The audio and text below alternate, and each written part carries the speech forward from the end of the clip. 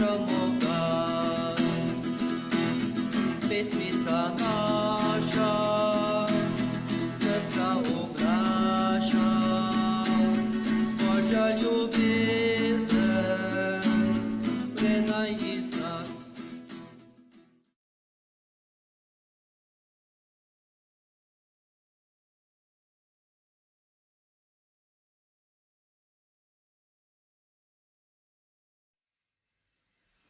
Dragi otroci, lepo pozdravljeni. Danes smo že 19. dan naših šmarnic. Pa začnimo z znamenjem križa. V imenu Očeta in Sina in Svetega Duha. Amen. Danes prisluhnite zgodbici, ki vam jo bom pripovedovala, o dva izjemna svetnika. Eden je sveti Maksimilijan Kolbe, a drugi je sveti Frančišek. Tukaj zraven imamo svetega Antona, ki je tudi bil veliki svetnik, Anton Padovanski, in je pripadal frančiškanskem redu. Sveti Maksimilijan Kolbe je svetnik, poljski duhovnik, ki je leta 1941 v koncentracijskem taborišču Auschwitz svoje življenje podaril v zameno za življenje enega družinskega očeta. Kot otrok, sveti Maksimilijan Kolbe, kot otroku se mu je v sanjah prikazala mati Marija z dvema vencema, rdečim in belim rožnim vencem. Naročila mu je, naj si izabere enega. On si je izbral oba. Beli je pomenil, da bo duhovnik, rdeči, rožni venec, da bo umrl kot mučenec. In ko je bil zaprt v tamnici v Auschwitzu, zaporniki so pripovedovali, da so več dni iz temnice, kjer je bil zaprt, slišali molitev in petje. To je bilo njegovo junaško in veliko dejanje, kar je storil za sočloveka.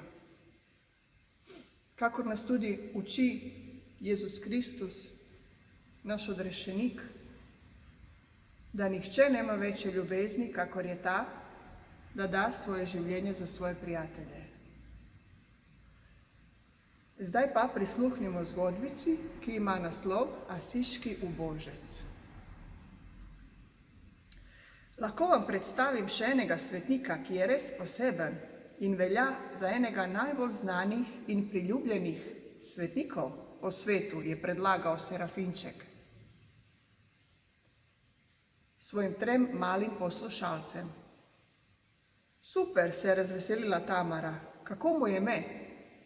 Ime mu je Frančišek. Bil je doma v italijanskem mestu Asizi, zato mu rečejo Frančišek Asiški. Rodil se je pred dobrimi 700 leti. Pri krstu je dobil ime Janez. Oče je bil bogat trgovec z blagom in je veliko potoval v Francijo. Na to deželo je bil navdušen in svojega sina je ljubkovalno poimenoval Frančišek, kar v prevodu pomeni Francozek. Frančišek je rasel in se učil očetevega poklica.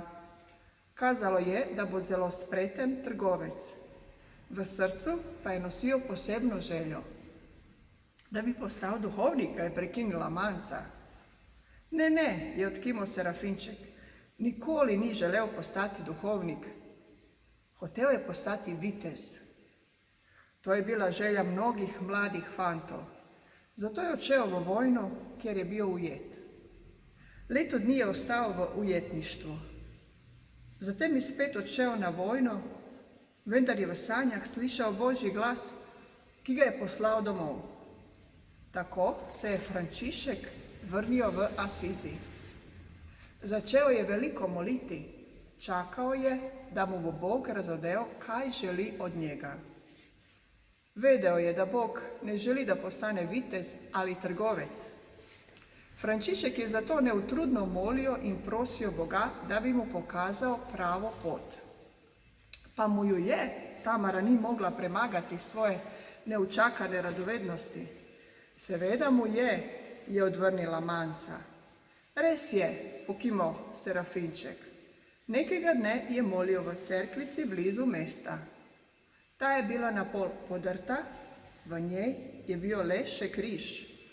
Takrat je zaslišal Božji glas, ki mu je dejal, naj gre in popravi cerkev. Frančišek je začel popravljati to cerkev, veliko je molil in skrbel za reveže. Oče se z njegovo odločitvijo ni strinjal, zato ga je hotel nagnati od doma. Frančišek pa se je slekel, očetu vrnil denar in obleko ter dejal, da ima le še očeta v nebesih. Tako je začel svoje življenje v strogem uboštvu. Pomagal je revežem, zlasti gobavcem. Se jih ni bal, je zanimalo Petra. Ne, ni se jih bal. Zelo vneto in ljubeče je skrbel zanje. Nekega dne pa je pri maši slišal evangelij, v katerem Jezus pošilja svoje učence po svetu, da bi ljudem oznanjali Božje kraljestvo. Pravi jim, naj s seboj ne jemljajo ničesar, ne denarja, ne obuvala, ne 2 oblek. Naroča jim, naj gredo in oznanjajo. Te besede so se Frančiška tako močno dotaknile, da jih je razumel kot Božji odgovor na njegovo vprašanje, kaj naj dela v življenju in kako naj živi. Od tega dne je hodil po Italiji in ljudem govoril o Jezusu in Božji ljubezni do ljudi. Pa je bil pri tem uspešen, je zanimalo Tamaro. Po človeških merilih je bil nadpoprečno uspešen. Kmalu so se mu pridružili številni mladi, ki so hoteli živeti tako, kot je on živel. Vse, kar so imeli, so razdelili revežem in začeli živeti s Frančiškom v strogem uboštvu. Da so preživeli, so pomagali kmetom pri delu na polju. Hodili so po svetu in ljudem oznanjali evangelij. Frančišek Asiški je postal eden največjih in najbolj priljubljenih svetnikov, je zaključil Serafinček. Dragi otroci, današnja naloga današnjega dne Šmarnic je, da narišete svojega krstnega zavetnika in da sliko lepo priložite na Marijin oltarček in seveda, da zmolite svojem krstnem zavetniku. Sedaj bomo skupaj še zmolili eno lepo molitev za zaključek teh Šmarnic. Zdrava v nebes kraljica.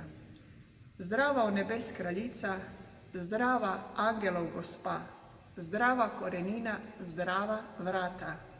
Iz tebe svetu luč je prisijala, o veseli se, devica slavna, nad vse krasna, bodi zdrava, o prelepa, prosi za nas Kristusa.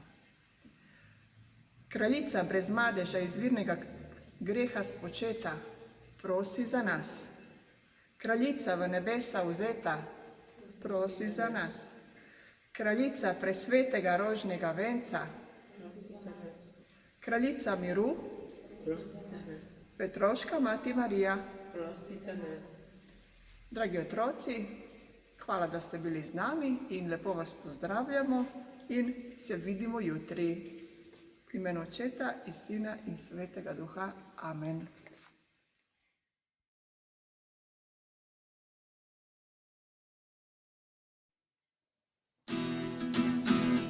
Šmarnice bele so zadohtile, Materijki naša moga, pesmica naša, srca obraša, Božja ljubezen, vredna iz nas. Mariji mesec maj je zdaj, zapoj srečo ji vsaj sedaj. Nebeško mater prosi vsaj, za duše mir in sveti raj. Šmarnice bele so zadohtile,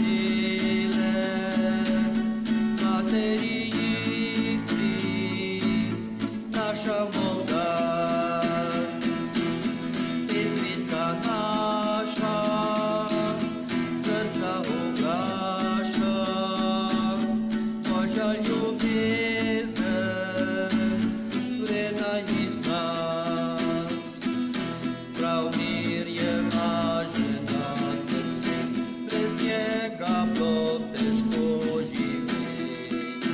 O materi, kaj sprosimo, za sebe im družinou som.